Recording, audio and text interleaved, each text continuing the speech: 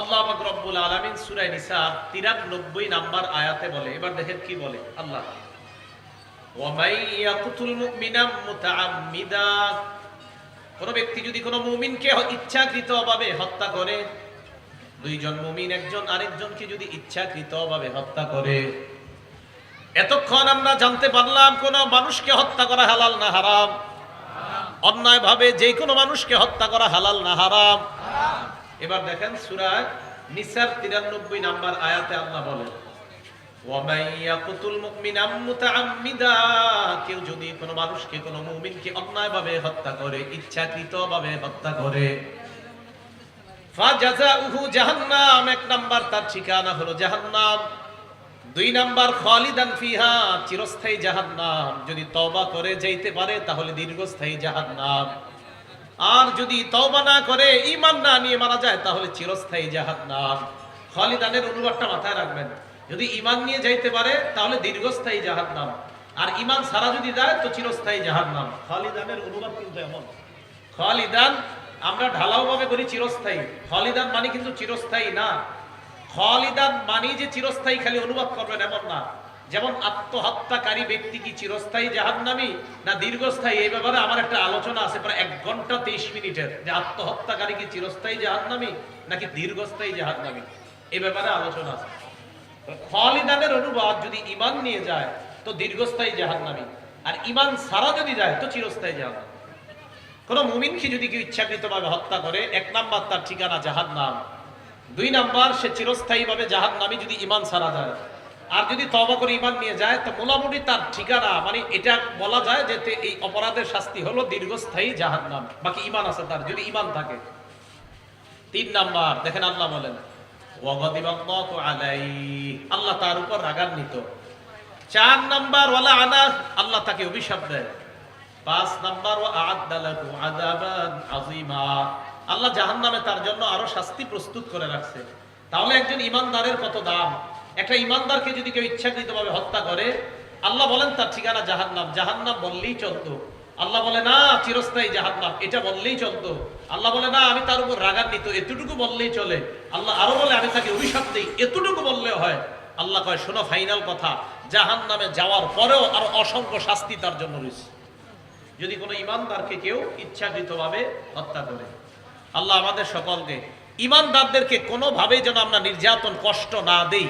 আল্লাহ যেই কোনো কষ্ট দেওয়া থেকে, ঈমানদারকে কষ্ট দেওয়া থেকে আমাদেরকে হেফাজত করেন। জুলুম করা যাবে না, নিরপরাধ কারোর উপর জুলুম করা যাবে না, অন্যায়ভাবে কারোর উপর জুলুম করা যাবে না। রাসূল আকরাম সাল্লাল্লাহু আলাইহি ওয়াসাল্লাম তিরমিজি শরীফের 3029 নাম্বার হাদিস, 3029 3029 নাম্বার হাদিস, এই হাদিসের বর্ণনাকারী আব্দুল্লাহ ইবনে আব্বাস রাদিয়াল্লাহু তাআলা আনহুমা, তিনি বলেন, আন আব্দুল্লাহ ইবনে আব্বাস রাদিয়াল্লাহু তাআলা আনহুমা قال قال رسول الله صلى الله عليه وسلم يجيء المقتول بالقاتل يوم القيامه, আমার দিকে তাকান, কিয়ামতের ময়দানে নিহত ব্যক্তি যাকে হত্যা করা হয়েছে, এই ব্যক্তি হত্যাকারীকে নিয়ে আল্লাহর দরবারে উপস্থিত হবে। ওয়ানাসিয়াতুহু ওয়া রাসুহু বিয়াদিহি, তার মাথা, কর্তৃত মাথা তার হাতে থাকবে, মাথা হাতে থাকবে, কর্তৃত মাথা হাতে নিয়ে হত্যাকারীকে নিয়ে আল্লাহর কাছে যাবে। আউদাজুহু তাশখাবু দামা, শিরা উপশিরা থেকে রক্ত পড়তে থাকবে।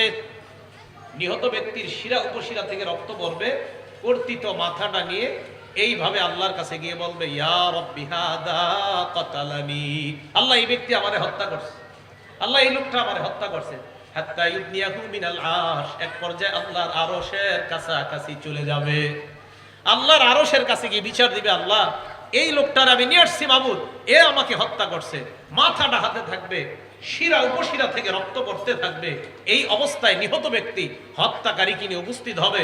তাহলে বলেন অন্যায়ভাবে কোনো মানুষকে যদি কেউ হত্যা করে, কিয়ামতের ময়দানে ওই নিহত ব্যক্তি হত্যাকারীকে নিয়ে আল্লাহর সামনে উপস্থিত হবে। তো সে যত বড় পিশাবগিরি আর ঈমানদারি দাবি করুক না কেন, কিন্তু তার একটা শাস্তি, এটা হলো কোরআনের ফয়সালা। বাকি আল্লাহ চাইলে মাফ করবে, কিন্তু আমরা ফয়সালার কথাটা এমন যে আল্লাহ রাসূল সাল্লাল্লাহু আলাইহি সাল্লাম বলেন যে নিহত ব্যক্তি হত্যাকারীকে নিয়ে এইভাবে আল্লাহর দরবারে উপস্থিত হবে। আল্লাহ আমাদেরকে এই পরিস্থিতি থেকে হেফাজত করেন, আমিন।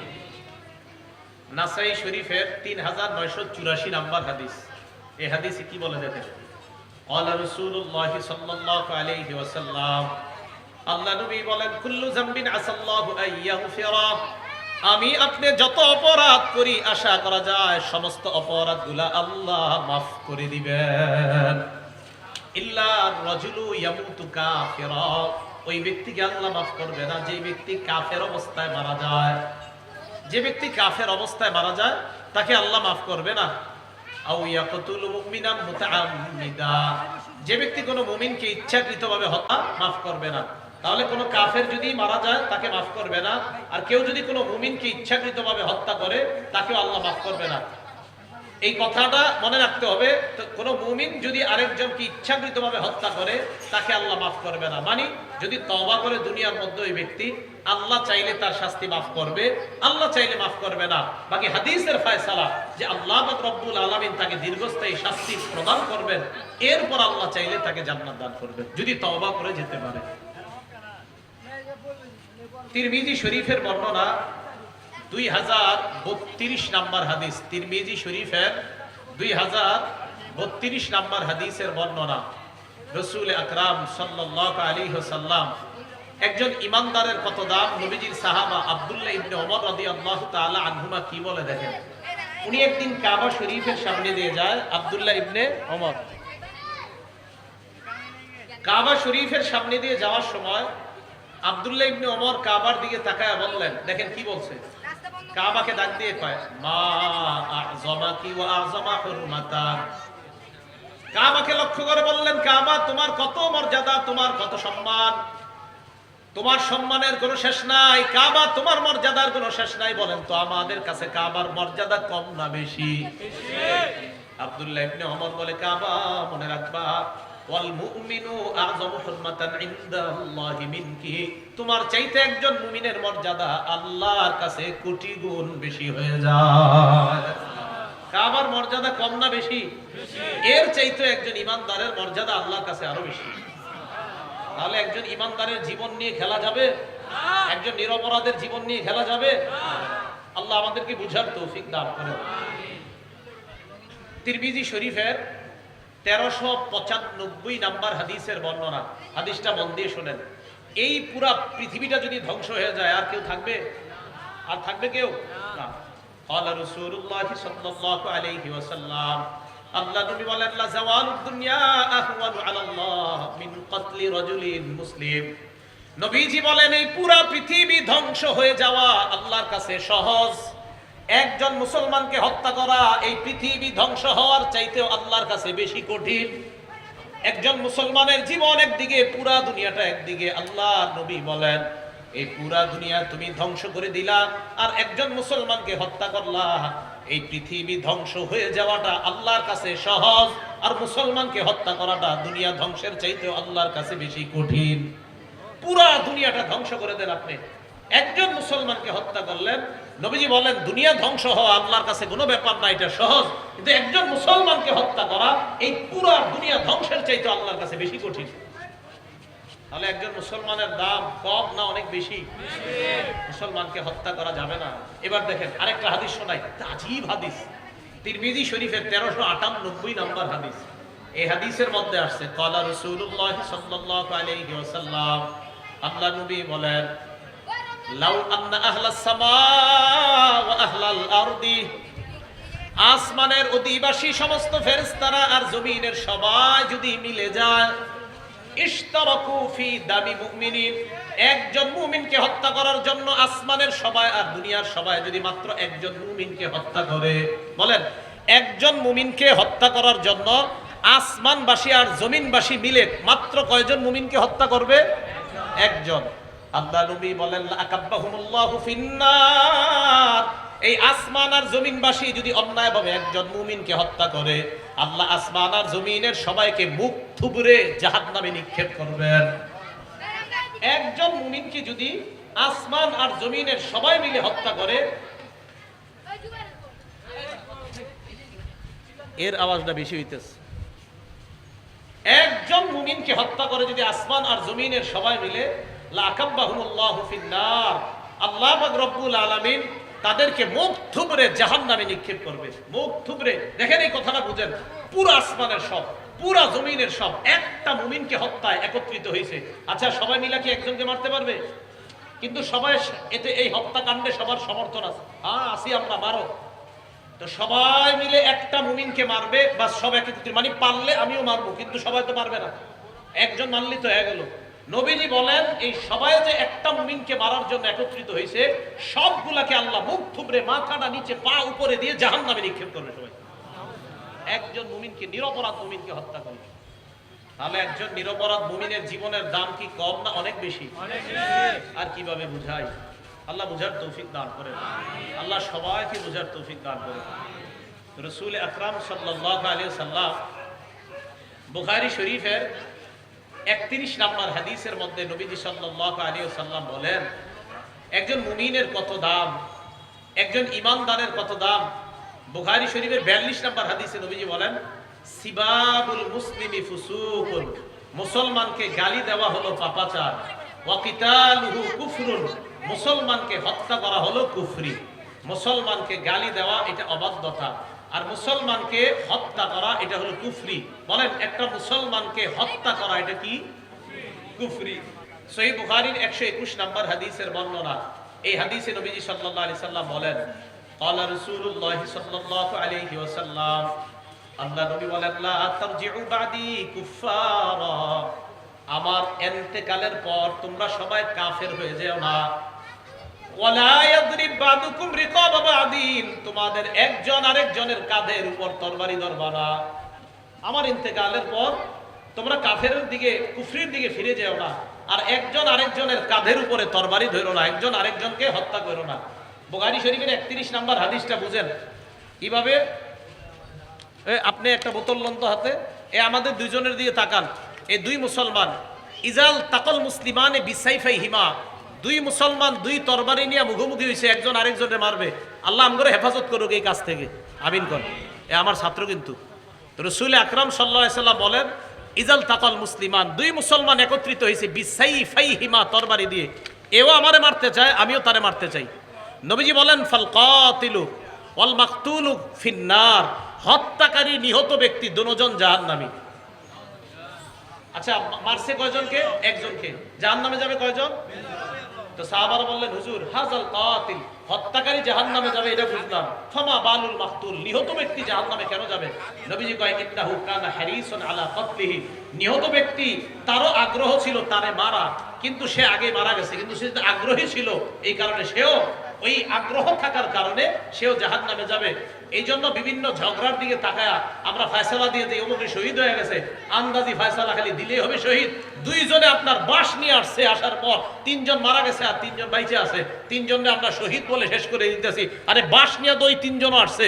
রাসূল আকরাম সাল্লাল্লাহু আলাইহি সাল্লাম বলেন, অপরাধী যেহেতু দুইজন, কিলাহুমা ফিন্নার, উভয়ে জাহান্নামে যাবে। উভয় কোথায় যাবে? শহীদের ফয়সালা এত সহজে দিয়ে না। রাসূল আকরাম সাল্লাল্লাহু আলাইহি সাল্লাম বলেন, দুই মুসলমান একজন আরেকজনকে মারার জন্য আপনার উদ্যত হয়েছে। আল্লাহ আমাদের সকলকে মুসলমান ঝগড়া বিবাদ করা থেকে বেঁচে থাকার তৌফিক দান করেন। তাহলে হত্যা এটা হারাম না হালাল? যে কোনো মানুষকে হত্যা করা হালাল না হারাম? ইমানদারকে হত্যা করা হালাল না হারাম? কাবার চাইতে একজন ইমানদারের মর্যাদা কম না বেশি? বেশি। তাহলে একজন ইমানদারের উপরে জুলুম করা এটা হালাল না হারাম? নিরপরাধ কোন ইমানদারের উপরে কি করা যাবে না? জুলুম করা যাবে না। মুসলিম শরীফের 2577 নম্বর হাদিস। এই হাদিসের মধ্যে আসছে, রাসূল আকরাম সাল্লাল্লাহু আলাইহি ওয়াসাল্লাম আল্লাহর পক্ষ থেকে একটা হাদিস বর্ণনা করেন। বিসমিল্লাহ। আল্লাহ পাক রব্বুল আলামিন বলেন, ইয়া ইবাদি ইন্নী হারামতু যুলমা আলা নাফসি, আল্লাহ বলেন, হে আমার বান্দারা, জুলুম আমি নিজের উপর হারাম করলাম। আমার সাথে একটু বলতে হবে, বলেন, আল্লাহ নিজের উপরে জুলুম কি করেছে? হারাম। আল্লাহ নিজের উপরে জুলুম করা কি করেছেন? হারাম। সমস্ত ক্ষমতার মালিক একমাত্র কে? আল্লাহ। সমস্ত মালিক একমাত্র আল্লাহ, পাওয়ারফুল একমাত্র আল্লাহ। আল্লাহ বলেন, আমার এত ক্ষমতা হওয়ার পরেও আমি আমার নিজের উপর জুলুম করা হারাম করলাম। জুলুম করা কি করলাম? হারাম। ওয়াজআলতুহু বাইনাকুম মুহাররামা, তোমরা মুসলমান একজন আরেকজনের উপর জুলুম করাটাও হারাম করে দিলাম। ফালা তাযালামু, তোমরা একে অপরের উপর জুলুম করবা না। এবার আল্লাহ বলেন ইয়া ইবাদি কুল্লুকুম দাল্লুন ইল্লা মান হাদাইতুহু, তোমরা সবাই পথভ্রষ্ট, আমি আল্লাহ যদি হেদায়েত না দেই, সব পথভ্রষ্ট, আমি যদি হেদায়েত না দেই। ফাস্তাহদুনি আহদিকুম, আমার কাছে হেদায়েত চাও, আমি তোমাদেরকে হেদায়েত দান করব। ইয়া ইবাদি কুল্লুকুম জাইউন ইল্লা মান আত'আমতুহু, তোমরা সবাই ক্ষুধার্ত, আমি যদি না খাওয়াই, ঠিক নেই, আল্লাহ যদি না খাওয়ায় সবাই ক্ষুধার্ত, আল্লাহ বলেন ফাস্তাতিমুনি উতইমকুম, আমার কাছে খাবার চাও, আমি তোমাদেরকে খাবার খাওয়াবো। পুরোটা বুঝেন কেন আল্লাহ বলতেন ইয়া ইবাদি কুল্লুকুম আর ইল্লা মান কাসাউতু, তোমরা সবাই উলঙ্গ, আমি যদি পোশাক না পরাই, আল্লাহ যদি পোশাক না পরায় পড়তে পারতাম। আল্লাহ বলেন ফাস্তাকসুনি, আমার কাছে পোশাক চাও, আকসুকুম, আমি পোশাক দান করব। ইয়া ইবাদি ইন্নাকুম লান তাবলুগু দাররি ফাতাদুররুনি, হে আমার বান্দারা, তোমরা সবাই মিলেও আমার ক্ষতি করতে পারবে না। পারবো? আসতে বললেন কেন? আল্লাহর ক্ষতি করতে পারবো আমরা? ইয়া ইবাদি ইন্নাকুম লান তাবলুগু নাফঈ ফাতানফাউনি, হে বান্দারা, সবাই মিলেও তোমরা আমার উপকার করবা আর আমি উপকৃত হব, এটাও পারবা না। তাহলে আমরা আল্লাহর উপকারও করতে পারবো না, আল্লাহর ক্ষতিও করতে পারবো না। এরপরে কি বলে দেখেন, ইয়া ইবাদি কুল্লুকুম তুখতিউনা বিল-লাইলি ওয়ান-নাহার, হে বান্দারা, তোমরা দিনেও গুনাহ করো, রাতের বেলাও তোমরা গুনাহ করো, দিনেও গুনাহ করো, রাতের বেলা গুনাহ করো। ওয়া আনা আগফিরুয যুনুবা জামিআ, আমি আল্লাহ তোমাদের সব অপরাধ maaf করে দেই। সুবহানাল্লাহ। ফাস্তাগফিরুনি, আমার কাছেই ক্ষমা চাও, আগফির লাকুম, আমি আল্লাহ তোমাদেরকে ক্ষমা করব। তাহলে আমরা ক্ষমা চাইবো কার কাছে? আল্লাহর কাছে। এবার কি বলে দেখেন, ইয়া ইবাদি লাউ আন্না আউওয়ালাকুম ওয়া আখিরাকুম ওয়া ইনসাকুম ওয়া জিন্নাকুম, হে আমার বান্দারা, দুনিয়ার শুরু থেকে শেষ পর্যন্ত যত মানুষ পাঠাইলাম, পাঠাবো, আর দুনিয়াতে যত মানুষ তোমরা আছো, যত মানুষ পাঠিয়েছি, পাঠাবো, আর যারা দুনিয়াতে আছো, যত জিন দুনিয়াতে আছে, সবাই মিলে আলা আত্তা কলবি রাজুলিন ওয়াহিদিন মিনকুম, সবাই যদি ভালো মানুষ হয়ে যাও, সবাই যদি এক ব্যক্তির ভালো কলবের মতো হয়ে যাও, মনে করেন আদম থেকে নিয়ে কিয়ামত পর্যন্ত সবাই ভালো হয়ে গেছে, তো দুনিয়াতে কোনো খারাপ কাজ থাকবে? আরো জোরে বলেন, থাকবে? আল্লাহ কয় সবাই ভালো হয়ে গেল, মাজাদা ফি মুলকি শাইআ, আমার রাজত্ব একটু বাড়বে না। তোমরা সবাই ভালো হয়ে গেলে আমি আল্লাহর রাজত্ব একটু বাড়বে না। তো ভালো হইলে কার লাভ? আমাদের। ভালো হইলে কার লাভ? আমাদের। এবার আল্লাহ বলেন ইয়া ইবাদি লাউ আন্না আউওয়ালাকুম ওয়া আখিরাকুম ওয়া ইনসাকুম ওয়া জিন্নাকুম, হে আমার বান্দারা, দুনিয়ার শুরু থেকে শেষ পর্যন্ত যত মানুষ পাঠাইলাম আর পাঠাবো, দুনিয়াতে যত মানুষ তোমরা আছো, জিন আছো, সবাই যদি আলা আফজারি কলবি রাজুলিন ওয়াহিদিন মিনকুম, একজন খারাপ মানুষের মতো হয়ে যাও, সবাই যদি খারাপ হয়ে যাও, এমন চিন্তা করলেন আমরা খারাপ, আল্লাহর মনে খুব ক্ষতি হয়ে গেছে, আল্লাহ কয় মা নাকাসা মিন মুলকি শাইআ, আমার রাজত্ব একটু কমবে না। তাহলে আমরা খারাপ হইলে লস কার? ভালো হইলে লাভ কার? আল্লাহ কয় তোমরা ভালো হইলে আমার রাজত্ব বাড়বে না, তোমরা খারাপ হইলে আমার রাজত্ব কমবে না। অতএব যারা বলে আল্লাহ মানি না, লস তাদের। যারা বলে আল্লাহ মানি না, লস তাদের, আল্লাহর কোনো লস নাই। আল্লাহ কয় তুমি আমারে মানো আর না মানো, যদি মানো আমার রাজত্ব বাড়বে না, যদি না মানো আমার রাজত্ব কমবে না। মানো তোমার লাভ, ঠিকানা জান্নাত, না মানো তোমার লস, ঠিকানা জাহান্নাম। সোজা। তাহলে সহজ কথা না? আল্লাহ বলেন আমারে যদি মানো রাজত্ব বাড়বে না, আমারে যদি না মানো আমার রাজত্ব কমবে না। কি মনে করো সব খারাপ হয়ে যাবে দুনিয়া, আমি আল্লাহ রাজত্ব কমে যাবে? না, সব ধ্বংস করবো, নতুন জাতি বানাবো, তারা আমাকে মানবে।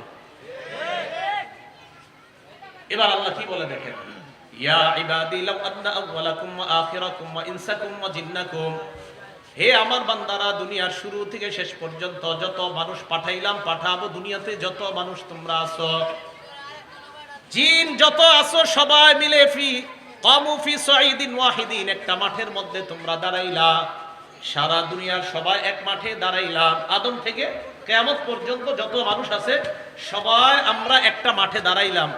দাঁড়ানোর পর ফাসালুনি, আমার কাছে তোমরা চাইলা, এরপর আমরা আল্লাহর কাছে চাইলাম, আল্লাহ আমাদেরকে এটা দেন, ওইটা দেন, এই কথা আমরা আল্লাহর কাছে বললাম, সারা দুনিয়ার সবাই মিলে। আল্লাহ বলেন ফাআতাইতু কুল্লা ইনসানিন মাসআলাহ, আর আমি যদি তোমাদের সবার চাহিদা পূরণ করি, আবার বলছি আমি, মন দিয়ে শোনেন, সারা পৃথিবীর আদম নবী থেকে কিয়ামত পর্যন্ত সবাই এক মাঠে দাঁড়াইলাম। দাঁড়ানোর পর বললাম, আল্লাহ আমার এটা দেন, আপনি বলছেন ওইটা দেন, আপনারা বলছেন এটা দেন। সবাই বিভিন্ন জিনিস আল্লাহর কাছে চাইলাম। চাওয়ার পর আল্লাহকে আমি সবাইকে দিলাম। এবার আমার দিকে তাকান, এটা হলো সমুদ্র। বলেন এটা কি? এই সমুদ্রে একটা সুই ঢুকাইলাম। আল্লাহ বলে, মা নাকাসা যালিকা মিম্মা ইনদি ইল্লা কামা ইয়ানকুসুল মিখয়াতু ইযা উদখিলাল বাহরা। সমুদ্রে একটা সুই ঢুকানোর পর এই সুই যখন আমি উঠাইলাম, এই সুইয়ের মাথায় যেমন একটু পানি দেখা যায়, পুরা দুনিয়াকে আমি একটু দিলাম, আর সারা সমুদ্র আমি আল্লাহর কাছে আছি। সারা দুনিয়ারে দেওয়ার পর মাত্র এই যে সুইটা দেখো না, এই মনে করে একটু পাইছো সবাই। তাহলে আল্লাহরে মানলে লাভ কার? আমাদের। না মানলে লস কার? আমাদের। আমরা মানলে আল্লাহর রাজত্ব বাড়বে, আমরা না মানলে আল্লাহর রাজত্ব কমবে। এবার আল্লাহ এইগুলা বলার পর, আচ্ছা এইগুলা বলার পর আল্লাহ পাক রব্বুল আলামিন বলেন, এইগুলা যখন আমি বলি, বলার পর আল্লাহ বলেন, তাহলে তোমাদের উপর জুলুম হারাম করলাম, তোমাদেরকে এত কিছু আমি দিলাম, তো আমি আল্লাহ তোমাদেরকে পোশাক দিই, বুঝেন? আমি খাওয়াই। বলেন খাওয়াই কে? পোশাক দেখে, হেদায়েত দেখে।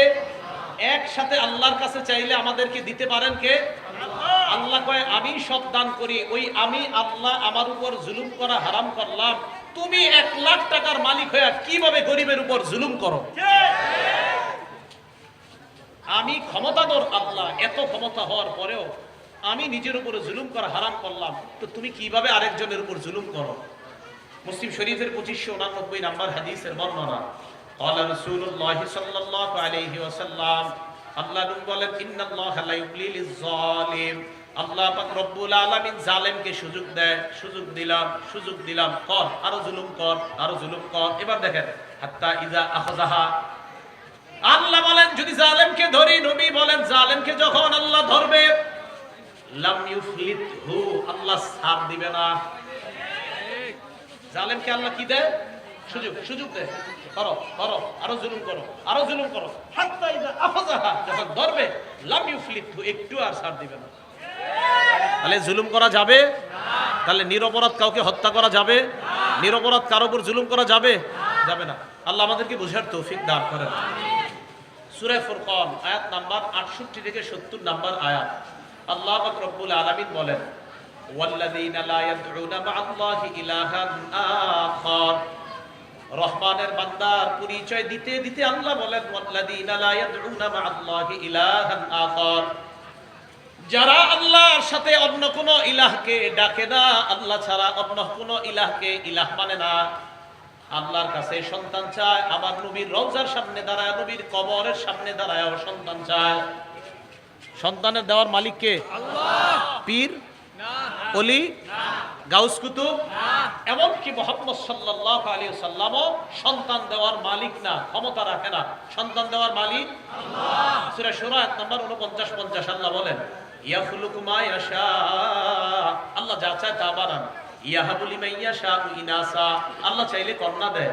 ওয়া ইয়াহাবু লিমান ইয়াশাউ যুকুর, আল্লাহ চাইলে ছেলে দেয়। আও ইউযাওয়িজুহুম যুকরানা ওয়া ইনাসা, আল্লাহ চাইলে ছেলে দেয়, মেয়ে দেয়। ওয়া ইয়াজআলু মান ইয়াশাউ আকীমা, আল্লাহ চাইলে ছেলেও দিবে না, মেয়েও দিবে না, তাকে বন্দা বানাবে। বলেন দেওয়া না দেওয়া, ছেলে হোক মেয়ে হোক, একটাও হবে না। একচ্ছত্র ক্ষমতার মালিক একমাত্র কে? আল্লাহ। আল্লাহ বলেন, ওয়াল্লাযীনা লা ইয়াদউনা মা'আল্লাহি ইলাহান আখার, যারা আল্লাহর সাথে অন্য কোন ইলাহকে ডাকে না। মনে রাখবেন, দুনিয়ার মধ্যে সবচাইতে বড় জুলুমের নাম হলো আল্লাহর সাথে শিরিক করা। বলেন দুনিয়ার সবচেয়ে বড় জুলুমের নাম কার সাথে শিরিক করা? ইন্না শিরকা লাযুলমুন আযীম, শিরিক সবচাইতে বড় অপরাধ। তাহলে আল্লাহর সাথে শিরিক করা এটা বড় জুলুম। আমি ওনাকে অন্যায়ভাবে একটা মারলাম, এটাও জুলুম। আল্লাহর সাথে শিরিক করা এটাও জুলুম। আপনি মাজারে গিয়ে সেজদা দেন, এটাও জুলুম, কারণ এটা আল্লাহর সাথে শিরিক করা। আমি একজনকে মারলাম, ঘুষি মারলাম, আরেকজন গিয়ে মাজারে সেজদা দিল, ঘুষি মারাটা এটাও জুলুম, সেজদা দেওয়াটা এটা জুলুম। আল্লাহর কোরআন বলছে, তুমি যে আমার ছাড়া আরেকজনকে সেজদা দিলা, এটা বড় জুলুম। এটা কি জুলুম? বড় জুলুম। এটা বড় শিরিক। বলেন কি শিরিক? বড় শিরিক, এটা জুলুম। এবার দেখেন কি কয়, ওয়ালা ইয়াকতুলুনা আন-নাফসাল্লাতী হারামাল্লাহু ইল্লা বিল হক, অন্যায় ভাবে কাউকে হত্যা করে না, অন্যায় ভাবে কাউকে হত্যা করে না। ওয়ালা ইয়াজনুন, জিনা করে না, ব্যভিচার করে না, অন্যায়ভাবে কাউকে হত্যা করে না, আল্লাহর সাথে অন্য কাউকে ডাকে না, ব্যভিচার করে না। সহিহ বুখারীর বর্ণনা 6861 নম্বর হাদিসের বর্ণনা। আব্দুল্লাহ ইবনে মাসউদ রাদিয়াল্লাহু তাআলা আনহু বলেন, এক ব্যক্তি আল্লাহর নবীকে প্রশ্ন করলেন, আইয়ু যামবি আকবারু ইনদাল্লাহি ইয়া রাসূলুল্লাহ, আল্লাহর কাছে সবচেয়ে বড় অপরাধ কোনটা আপনার কাছে জানতে চাই। আল্লাহর নবী জবাব দিলেন, আনতাজআলা লিল্লাহি নিদ্দান ওয়া হুয়া খালাকাকা, যে আল্লাহ তোমাকে বানাইলেন ওই আল্লাহর সাথে অন্য কাউকে তুমি সমকক্ষ নির্ধারণ করা, এটা সবচেয়ে বড় অপরাধ। যে আল্লাহ তোমাকে বানাইলেন এই আল্লাহর সাথে সমকক্ষ নির্ধারণ করা, এটা সবচেয়ে বড় অপরাধ। আমি প্রশ্ন করলাম, সুম্মা আইয়ুন ইয়া রাসূলুল্লাহ, এরপর প্রশ্ন করলেন, হুজুর এরপর সবচেয়ে বড় অপরাধ কোনটা? নবীজি জবাব দিলেন, এরপর সবচেয়ে বড় অপরাধ কতলুন নাফসি, অন্যায়ভাবে কাউকে হত্যা করা।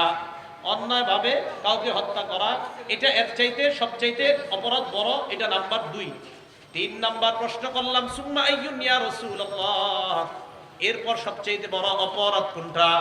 আল্লাহ নবী জবাব দিলেন, আনতা কুতুলা ওয়ালাদাকা খাশিয়াতা আইয়াতআমা মাআ, তোমার সন্তান তোমার প্লেটে খাবে, তোমার খাবার খাবে, তোমার টাকায় অংশগ্রহণ করবে, এই ভয়ে সন্তানকে হত্যা করা। তোমার সন্তান তোমার প্লেটে খাবে মানে তোমার খাদ্যে অংশগ্রহণ করবে, আহারে করতে খাওয়াবো, এই ভয়ে সন্তান হত্যা করা। এরপর প্রশ্ন করলো, সুম্মা আইয়ুন ইয়া রাসূলুল্লাহ, এরপর সবচেয়ে বড় অপরাধ কোনটা? আল্লাহ নবী জবাব দিলেন, আনতুজানি বিহালিলাতি জারিকা, প্রতিবেশীর স্ত্রীর সাথে ব্যভিচার করা, জিনা করা, এটা হলো 4 নাম্বার সবচেয়ে বড় অপরাধ। তাহলে এই অপরাধগুলা অনেক বড় অপরাধ। তো এই 4 অপরাধের মধ্যে একটা অপরাধ হলো অন্যায়ভাবে কাউকে হত্যা করা। আল্লাহ আমাদের সকলকে এই জাতীয় অপরাধ থেকে বেঁচে থাকার তৌফিক দান করেন। সহিহ বুখারী হাদিস নাম্বার 6871 নাম্বার হাদিস। এই হাদিসের মধ্যে আসছে, ক্বালা রাসূলুল্লাহ সাল্লাল্লাহু আলাইহি ওয়াসাল্লাম, আল্লাহ নবী বলেন, আকবারুল কাবাইর, সবচেয়ে বড় কবিরা গুনাহ হলো 4টা। 1 নাম্বার আল ইশরাকু বিল্লাহ, আল্লাহর সাথে শিরিক করা। 2 নাম্বার কতলুন নাফসি, অন্যায়ভাবে কাউকে হত্যা করা। 3 নাম্বার আল্লাহ নবী বলেন, ওয়া উকুকুল ওয়ালিদাইন, পিতামাতার নাফরমানি করা। 4 নাম্বার কাউলুজ জুর, মিথ্যা কথা বলা। কোন বর্ণনায় আও শাহাদাতুজ জুর, মিথ্যা সাক্ষী দেওয়া। মিথ্যা সাক্ষী দেওয়া এটা সবচেয়ে বড় অপরাধ। তাহলে 4টা বড় অপরাধের মধ্যে 4 নাম্বার মিথ্যা সাক্ষী দেওয়া। কোন নিরপরাধ মুমিনের বিরুদ্ধে যদি কেউ মিথ্যা সাক্ষী দেয়, তো আল্লাহর দরবারে সে দাঁড়ানোর জন্য যেন প্রস্তুত থাকে। আল্লাহর কাছে সে আল্লাহর মামলায়, আল্লাহর বিচারে অবশ্যই তাকে দাঁড়াইতে হবে। কেউ যদি কোনো নিরপরাধ মানুষের বিরুদ্ধে জুলুম করে, নিরপরাধ মানুষকে হত্যা করে, শুধু তাই না, নিরপরাধ মানুষের বিরুদ্ধে যদি কেউ সাক্ষ্য প্রদান করে, তাকেও আল্লাহর আদালতে দাঁড়াতে হবে। তাহলে এই হাদিসের মধ্যে আসলো 1 নাম্বার শিরিক করা, 2 নাম্বার অন্যায়ভাবে কাউকে হত্যা করা। তাহলে বলেন তো, আবার বলেন, সাধারণ মানুষকে হত্যা করা, অন্যায়ভাবে হত্যা করা হালাল না হারাম? হারাম। মুমিনকে হত্যা করা কম হারাম না বড় পর্যায়ের হারাম? কাবার চাইতে একজন মুমিনের দাম কম না বেশি?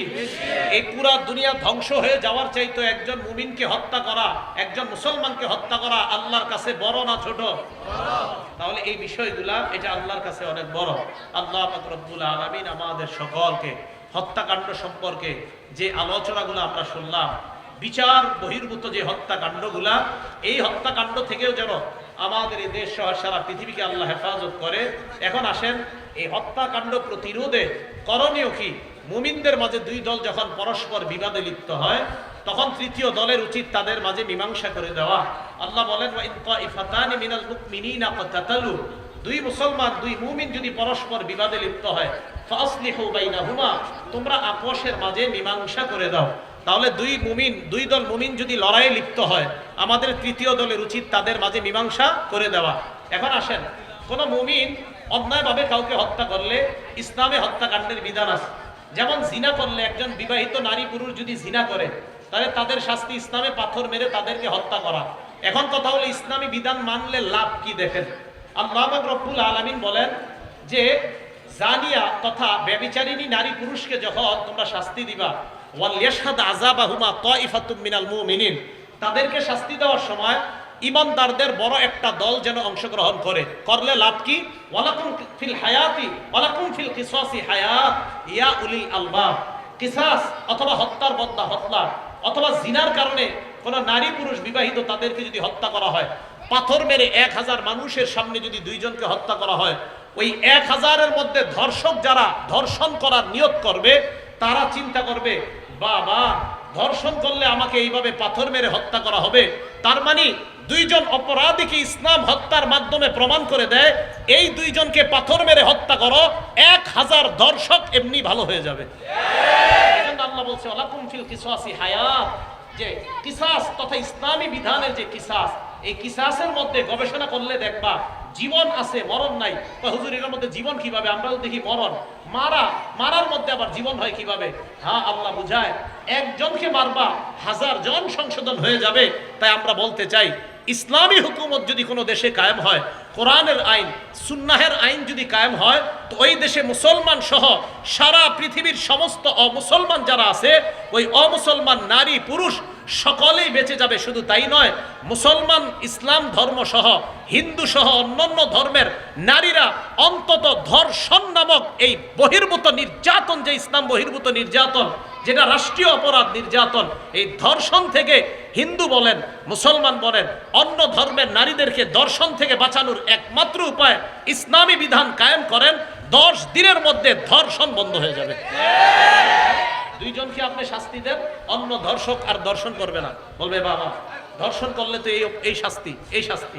তাহলে ধর্ষণের বিচার যখন নাকি ইসলাম মোতাবেক করা হবে, যদি একজন ধর্ষক বিবাহিত ধর্ষকের বিচার করা হয়, যদি তাকে পাথর মেরে হত্যা করা হয়, তাহলে বলেন তো অন্যান্য যাদের মধ্যে এই খারাপ কাজের নিয়ত আছে তারা কি ভয় পাবে কি পাবে না? এই জন্য আল্লাহ বললেন ওয়ালাকুম ফিল কিসাসি হায়াত, ইসলাম নিয়ে গবেষণা করো, দেখবা যে ইসলাম 2 জনের উপর শাস্তি প্রয়োগ করে 1000 মানুষের জীবন বেঁচে যায়, 1000 নারীদের ধর্ষিতা হওয়ার থেকে তাদের জীবনটা বেঁচে যায়। আল্লাহ পাক রব্বুল আলামিন ইসলামের বিধিবিধানগুলা অন্যদের সামনে যেন আমরা সুন্দরভাবে উপস্থাপন করতে পারি, অন্য ধর্মের মানুষকে যেন বুঝাইতে পারি যে ইসলামী বিধান কার্যকর হলে এতে লাভ মুসলমানেরও অমুসলমানেরও, মুসলমান নারীরাও বেঁচে যাবে, অমুসলমান নারীরাও বেঁচে যাবে। তাই আমরা এই কথাগুলো অন্যদেরকে খুব নরম ভাষায় যেন বুঝিয়ে দিতে পারি, ইসলামের সৌন্দর্য অন্যদের সামনে উপস্থাপন করতে পারি যে ইসলাম অন্যায়ভাবে কোনো হত্যাকাণ্ডকে সমর্থন করে না। চাই আপনাদের ধর্ম হোক আমাদের ধর্ম হোক, কোন ধর্মের মানুষকে অন্যায়ভাবে হত্যা করা এটা ইসলাম সমর্থন করে না। এই কথা যখন আপনি আপনার কলিগ বন্ধু হিন্দুকে বুঝাবেন, খ্রিস্টানকে বুঝাবেন, তখন তারা ইসলামের দিকে ধাবিত হবে ইনশাআল্লাহ। আল্লাহ পাক রব্বুল আলামিন আমাদের সকলকে যে কথাগুলো শুনলাম বললাম এর উপর যেন আমল করতে পারে আল্লাহ তৌফিক দান করেন। ইউটিউবার ভাইয়েরা, আমার আজকে অনেক কষ্ট হয়েছে বয়ান করতে, আপনাদের এটার কারণে বারবার এমন করতে হয়েছে আর এমন করতে হয়েছে, এই পরিমাণ আস্তে আস্তে আস্তে এই পরিমাণ আস্তে আপনারা, আমি বলতেছি তো, আমি বলার সময় কেউ বলবেন না, হ্যাঁ বলছেন মনে করছেন আপনি ও করে আমি সমর্থন করবো না, চুপ, সব চুপ থাকুন। এইখানে যে মাইক আছে, আলোচক যিনি আলোচনা করবে উনি শুধু আলোচনা করবে, অন্যরা শুনবেন, আপনারা কথা বলবেন না, তো আপনারা শুধু শুনবেন। এই মাইকগুলোর কারণে আমার আলোচনা করতে কষ্ট হয়। আপনাদেরকে বলছি আপনারা সপ্তাহে একটা ভিডিও করলে হয়, ডেলি পিছনে দৌড়ান কেন? প্রত্যেক দিন তো ভিডিও করা জরুরি না, সপ্তাহে একটা ভিডিও করবেন, পুরা দেশের মানুষ দেখবে। সহিহ বুখারী 70 নম্বর হাদিসটা দেখেন, আজকে বাংলা হাদিসে দেখেন 70 নম্বর হাদিসের টাকা যা দেশবাসী বা সপ্তাহে একটা ওয়াজ শুনলেই যথেষ্ট। এই যে দেখেন এতগুলা দিচ্ছেন, এই বারবার এমন করতেছে এমন করতেছে, এতে আমি তো শারীরিকভাবে সমস্যা হয়েছে আমার। আল্লাহ আমাদের সকলকে বোঝার তৌফিক দান করেন। এখন আবার এই জায়গায় এসে কেউ মাইক খুলতে চাইবেন না, আর এইখান থেকেও কেউ উঠবেন না। আসসালামু আলাইকুম ওয়া রাহমাতুল্লাহি ওয়া বারাকাতুহু।